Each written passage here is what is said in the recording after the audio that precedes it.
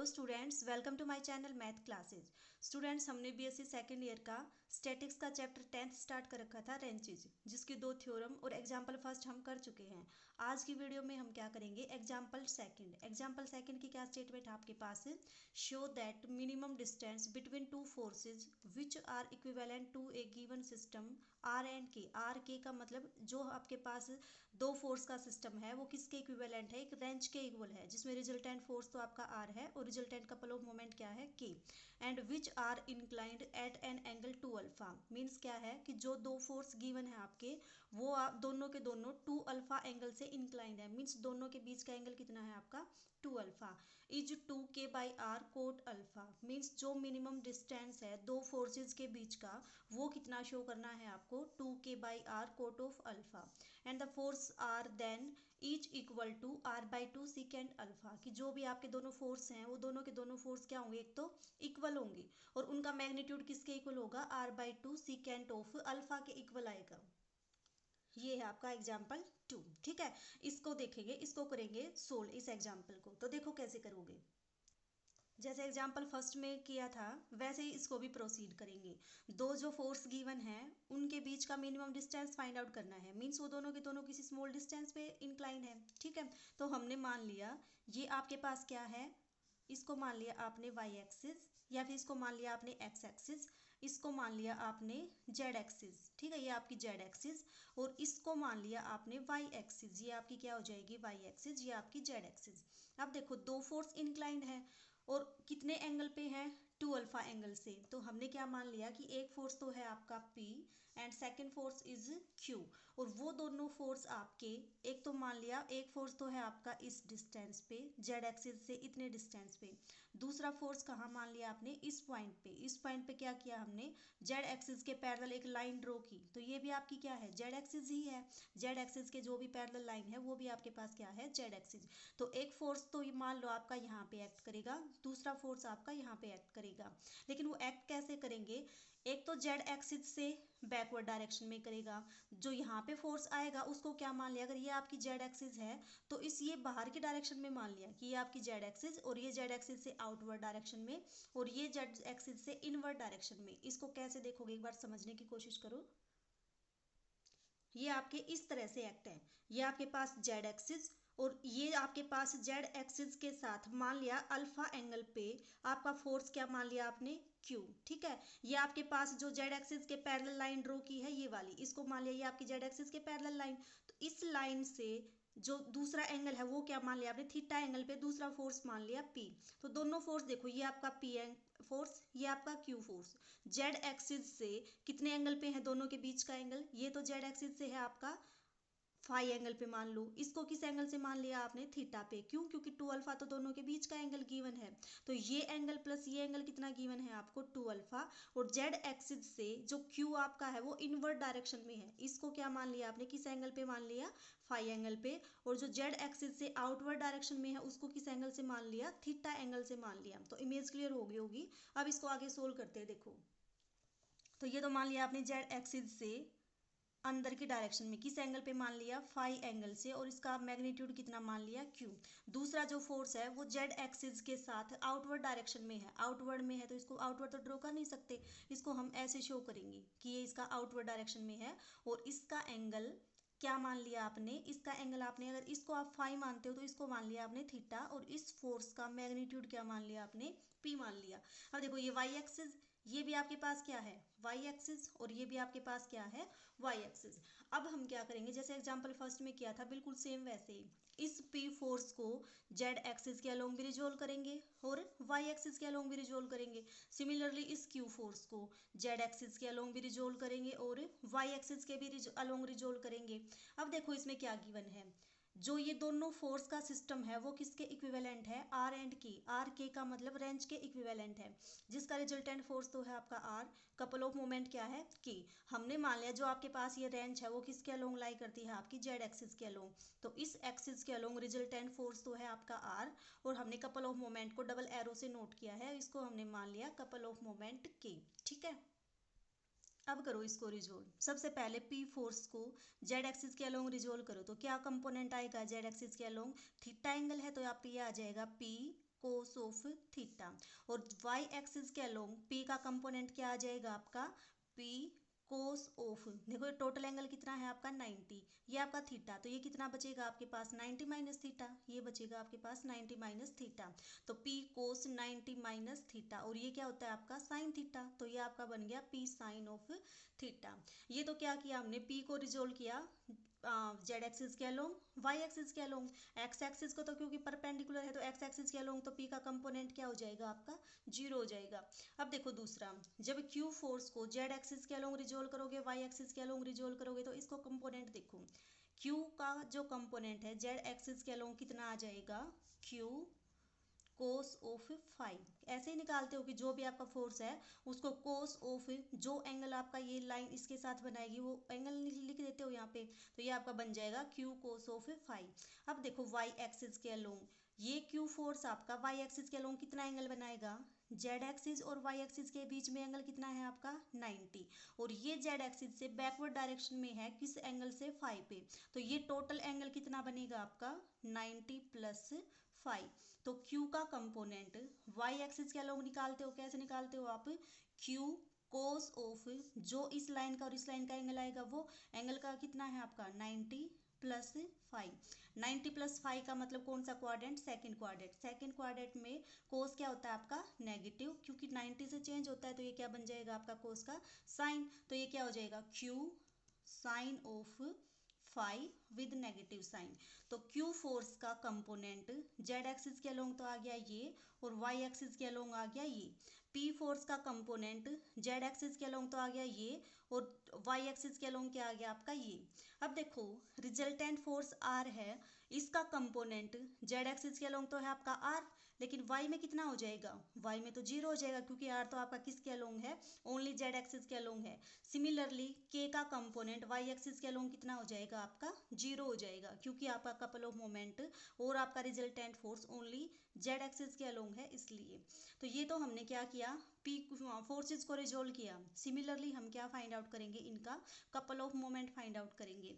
उससे पहले हमने क्या मान लिया, कपल ऑफ मोमेंट निकालने से पहले कि जो फोर्स, ये तो आपका ओरिजिन, और जो आपका फोर्स P एक्ट करता है उस डिस्टेंस को आपने मान लिया A, और जो आपका Q फोर्स एक्ट करेगा उस पॉइंट को तो आपने मान लिया B, और इस डिस्टेंस को क्या मान लिया B, और इस पॉइंट को आपने मान लिया A।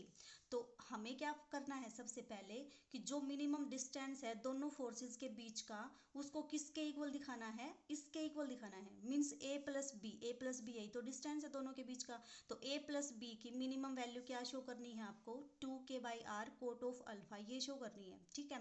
तो अब देखो उससे पहले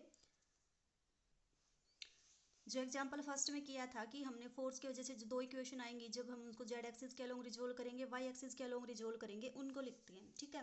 तो देखो जो जेड एक्सिस के अलोंग जो फोर्स के कंपोनेंट है वो क्या है, पी कोस थीटा और क्यू कोस फाई, इन दोनों का सम किसके इक्वल आएगा, जो रिजल्टेंट फोर्स है आपका आर उसके इक्वल। तो क्या इक्वेशन आएगी आपके पास, R is equal to P cos of theta plus Q cos of five. ये तो किसके अलोंग आया आपका, जेड एक्सिस के अलोंग, लिख भी लो इसको साथ में, ये आपका आया जेड एक्सिस के अलोंग।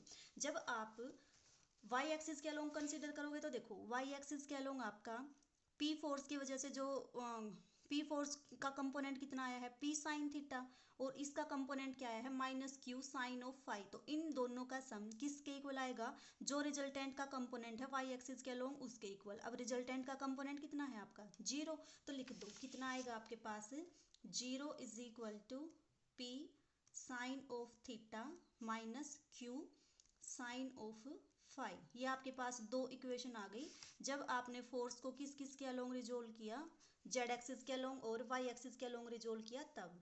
अब क्या फाइंड आउट करोगे, couple of moment find out करोगे, और कपल ऑफ मोमेंट को भी जेड एक्सिस के अलोंग रिजोल्व करोगे और वाई एक्सिस के अलोंग रिजोल्व करोगे। तो देखो कैसे करोगे इसको। तो सबसे पहले तो देखो पी फोर्स की वजह से जो कपल ऑफ मोमेंट आएगा उसको निकालते हैं, ठीक है। हमने मान लिया पी फोर्स की वजह से जो कपल ऑफ मोमेंट आएगा वो क्या है आपका K1, ठीक है। और K1 किसके इक्वल है आपका L1I plus M1J plus N1K, ठीक है। अब देखो कपल ऑफ मोमेंट कैसे निकालते हो, डिटरमिनेंट फॉर्म से निकालते हो, और कैसे करते हो I J K। जो फोर्स का पासिंग पॉइंट है उसको आप यहाँ पे लिखते हो और जो फोर्स के कंपोनेंट है उनको यहाँ पे लिखते हो। अब देखो फोर्स का जो पासिंग पॉइंट है वो कितना है आपका, a डिस्टेंस पे है, तो x एक्सिस का तो कंपोनेंट आया a, y का भी 0 और आपका z का भी 0, तो ये क्या बन जाएगा a 0 0। फोर्स के कंपोनेंट देखो, फोर्स के कंपोनेंट आपके क्या है, x एक्सिस के अलोंग तो फोर्स का कंपोनेंट 0, y एक्सिस के अलोंग फोर्स का कंपोनेंट कितना है आपका p साइन थीटा, और z एक्सिस के अलोंग फोर्स का कंपोनेंट क्या है p कोस ऑफ थीटा। अब इसको सोल्व करो तो देखो कितना आएगा ये आई इंटू ये आपका क्या आ जाएगा 0 आ जाएगा, प्लस जे के अलोंग कितना आ जाएगा 0, माइनस ये आपका आएगा A P cos of theta, plus K का आएगा तो कितना आएगा A P sine of theta. ठीक है, जब इसको कंपेयर करोगे आप तो आपके पास देखो क्या आएगा, L1 की वैल्यू, L1 की वैल्यू क्या आ जाएगी आपकी 0 आएगी, M1 कितना आएगा आपका, M1 आपका आएगा minus A P cos of theta, N1 कितना आएगा आपका ए पी साइन थीटा। ठीक है, ये आपके पास क्या आ गए, कपल ऑफ मोमेंट के कंपोनेंट आ गए, ये एक्स एक्सिस के अलोंग, ये वाई एक्सिस के अलोंग, ये आपका जेड एक्सिस के अलोंग। ठीक है, इनको भी इसी डायग्राम में लिखते हैं ताकि अच्छे से क्लियर हो जाए आपको। तो देखो एक्स एक्सिस के अलोंग तो आपका कपल ऑफ मोमेंट है 0, ब्लैक पेन से नोट कर रही हूँ मैं इसकी नोटेशन को, और जो आपका वाई एक्सिस के अलोंग जो पी फोर्स की वजह से कपल ऑफ मोमेंट आया है वो कितना है आपका minus A P cos of theta. Z axis के अलोंग क्या आया है आपका, जेड एक्सिस के अलोंग है आपका ए पी साइन थीटा। ये आपका क्या है कपल ऑफ मोमेंट, ये भी आपका क्या है कपल ऑफ मोमेंट, ये भी क्या है आपका कपल ऑफ मोमेंट। सिमिलरली हम जो क्यू फोर्स है उसकी वजह से कपल ऑफ मोमेंट आएगा उसको निकालेंगे। ठीक है, उसको कैसे निकालोगे, बिल्कुल सेम यही प्रोसीजर, आई जे के लिखोगे, जो भी इसका पासिंग पॉइंट है वो। अब पासिंग पॉइंट क्या है आपका, पासिंग पॉइंट है आपका ये डिस्टेंस b, लेकिन नेगेटिव में है तो माइनस बी 0 0, और जो भी q फोर्स के कंपोनेंट है वो क्या है, x एक्सिस के अलोंग तो 0, y एक्सिस के अलोंग क्या है माइनस क्यू साइन फाइव, और z एक्सिस के अलोंग क्या है q कोस फाइव। तो उनको भी बिल्कुल सेम इसी पैटर्न में पुट करके सोल्व करेंगे। ठीक है, देखो कैसे करोगे, क्यू फोर्स की वजह से जो कपल ऑफ मोमेंट आएगा उसको आपने मान लिया K2, और K2 को किससे नोट किया L2I M2J प्लस N2K। क्या लिखोगे, passing point and component. Passing point क्या है इसके माइनस बी 0 0, तो ये आपके पास आ गया माइनस बी 0 0। फिर क्या करोगे, क्यू के कंपोनेंट लिखोगे, एक्स एक्सिस के अलोंग तो 0 है, वाई एक्सिस के अलोंग कितना है आपका माइनस क्यू साइन फाइव, ये आपके पास है माइनस क्यू साइन फाइव, और जेड एक्सिस के अलोंग कितना है आपका, जेड एक्सिस के अलोंग है ये क्यू कोस ऑफ फाइव, तो ये कितना है आपका क्यू कोस ऑफ फाइव। अब करो इसको सोल्व, कितना आएगा आई इंटू ये आपका 0 आ जाएगा, प्लस जे के अलोंग करोगे तो 0, minus minus plus B Q cos of five, plus K, ये कितना आएगा इन दोनों की प्रोडक्ट, ये आपका आएगा P Q sine of five, और ये आपका बन जाएगा 0। तो यहाँ से कंपेयर करके देखो L2 की वैल्यू तो कितनी आ जाएगी 0, L2 तो आपके पास आ गया 0, M2 कितना आ जाएगा B Q cos of five, और N2 कितना आ जाएगा आपका B Q sine of five. अब कर दो इनको अलग अलग से, जो भी एक्सिस के अलोंग नोट कर रखा है ना उसी के साथ साथ है, तो देखो क्या आएगा आपका, एक्स एक्सिस के अलोंग तो कपल ऑफ मोमेंट है आपका 0, वाई एक्सिस के अलोंग क्या है B Q cos five, black pen से नोट कर रही हूँ मैं, इनको देख लेना, B Q cos of five, और ये हमने इसको कर दिया सर्कल। अब देखो जेड एक्सिस के अलोंग क्या है आपका बी क्यू साइन फाइव, तो ये आपके पास क्या है जेड एक्सिस के along B Q sine of five, इसको भी हमने क्या कर दिया सर्कल कर दिया। तो अब देखो दो इक्वेशन आपके पास यहाँ से आएंगी कपल ऑफ मोमेंट वाली, कि ये couple of moment plus this couple of moment means Z axis के अलोंग जो कपल ऑफ मोमेंट है उनका सम आपका जो जेड एक्सिस के along resultant couple of moment है उसके इक्वल आएगा। तो इक्वेशन क्या बनेगी आपके पास, देखो जेड एक्सिस के अलोंग क्या आएगा आपका k is equal to A P sine theta, A P sine of theta plus B Q sine five, ये आपका आया बी क्यू साइन 5। ये आपने मान ली इक्वेशन नंबर थर्ड। अब वाई एक्सिस के अलोंग देखो, कपल ऑफ मोमेंट का कंपोनेंट कितना है, 0। तो 0 इज इक्वल टू जो भी आपके पास है कपल ऑफ मोमेंट के कंपोनेंट हैं ये दोनों, इनका सम, यानी कि minus A P cos theta and B Q cos of 5। कर दो पुट इनकी वैल्यू, माइनस ए पी, ये आपका क्या था, cos of theta, cos of theta plus B Q sine of theta, B Q sorry cos of, cos आएगा यहाँ पे, ये आपका आएगा कोस ऑफ 5। ठीक है, बी क्यू कोस ऑफ 5। तो ये आपके पास आ गई इक्वेशन नंबर 4। अब इन इक्वेशन का यूज़ करके 1 2 3 एंड 4 का हम क्या शो करेंगे कि जो इनके बीच का मिनिमम डिस्टेंस है वो तो ये है, और जो फोर्सेस हैं वो इक्वल हैं, और उनका मैग्नीट्यूड कितना है आपका r/2 सेकेंट ऑफ अल्फा। ये काम हम नेक्स्ट वीडियो में करेंगे। ठीक है, आज के लिए इतना ही। आई होप समझ में आ गया होगा, लेकिन फिर भी डाउट हो तो आप पूछ लेना कमेंट बॉक्स में कमेंट करके। ठीक है।